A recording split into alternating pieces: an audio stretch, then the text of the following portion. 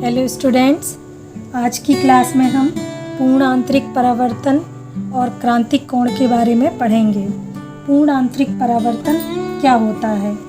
पूर्ण आंतरिक परावर्तन की घटना में जब प्रकाश किरण कोई सघन माध्यम से विरल माध्यम में प्रवेश करती है और यदि आपतन कोण का मान, ये अभिलंब है और ये आपकी आपतित किरण है, और इन दोनों के बीच में बनने वाला कोण आपतन का कोण कहलाता है। तो यदि आपतन का कोण क्रांतिक कोण 90 डिग्री के कोण को हम एक प्रकार से क्रांतिक कोण कहेंगे। तो जब आपतन का कोण क्रांतिक कोण के मान से अधिक हो जाता है, ये देखिए यहाँ पर आपतन का कोण क्रांतिक कोण के मान से अधिक हो गया, तो ये प्रकाश किरण विरल माध्यम में नहीं जा रही हैं और सघन माध्यम में ही परावर्तित हो जाती हैं। यह घटना पूर्ण आंतरिक परावर्तन कहलाती है। यदि इस पूर्ण आंतरिक परावर्तन को हम एक रूप में देखें तो जब प्रकाश किरण सघन माध्यम से विरल माध्यम में प्रवेश करती है और आपतन कोण का मान क्रांतिक कोण के मान से अधिक हो जाता है, तो तब प्रकाश किरण विरल माध्यम में ना जाकर के सघन माध्यम में ही परावर्तित हो जाती हैं। यह घटना प्रकाश का पूर्ण आंतरिक परावर्तन कहलाती है। यदि सघन माध्यम को हम वाटर लें, मतलब पानी को हम सघन माध्यम लें और विरल माध्यम हम एयर या वायु को माने, तो पानी के सापेक्ष वायु का हम अपवर्तनांक WμA बराबर साइन आई बटे साइन। अब मैं थोड़ा सा आपको यहाँ समझा दूँ। हमने यहाँ पर सघन माध्यम पानी को लिया है और विरल माध्यम हमने यहाँ पर वायु को लिया है।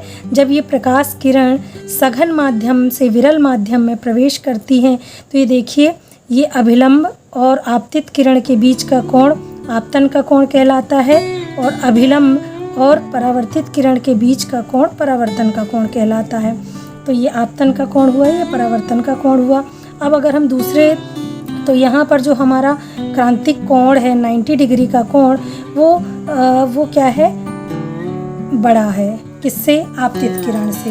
अब यहाँ पर अगर हम देखें कि ये जो हमारी सघन माध्यम में आपतित किरण है, ये यहाँ पर क्रांतिक कोण 90 डिग्री के बराबर हो गई है, इसलिए यहाँ I बराबर C लिखा हुआ है।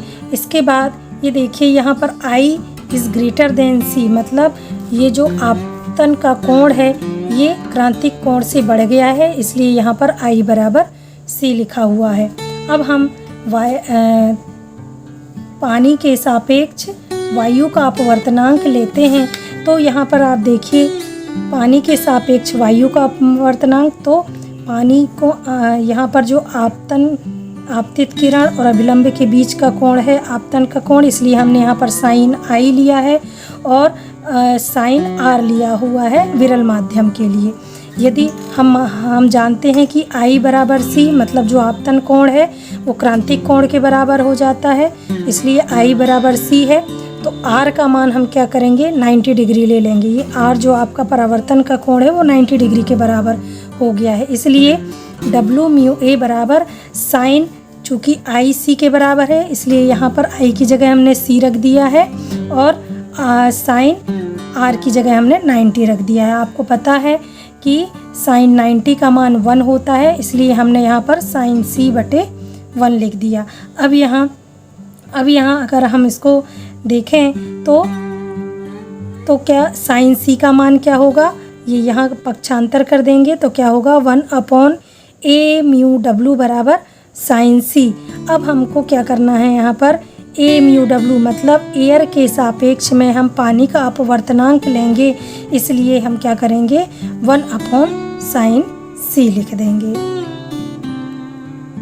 तो ये था आपका पूर्ण आंतरिक परावर्तन की घटना। अब हम क्रांतिक कोण के बारे में देखेंगे। क्रांतिक कोण, मैंने आपको बताया कि जब आपतन कोण का मान क्रांतिक कोण के मान से अधिक हो जाता है, तो क्या होता है? प्रकाश किरण विरल माध्यम में ना जाकर के सघन माध्यम में ही आ जाती है। जब आपतन कोण का मान क्रांतिक कोण के मान के बराबर हो जाता है, तो यही जो एंगल होता है इसी को हम क्रांतिक कोण या क्रिटिकल एंगल कहते हैं, जिसको हम म्यू, नॉर्मली म्यू बराबर 1/sin c, जो कि हम पूर्ण आंतरिक परावर्तन की घटना में देख चुके हैं, जहाँ पर sin c बराबर 1/μ होगा। हम अगर इसका यहाँ पर इसको हम यहाँ पक्षांतर कर दें, इसको यहाँ कर दें, इसको यहाँ कर दें, तो sin c बराबर 1/μ होगा। चूँकि हमको c क्रांतिक कोण का मान लेना है, तो c बराबर क्या होगा, sin इनवर्स 1/μ। यही आपकी क्रांतिक कोण की घटना है।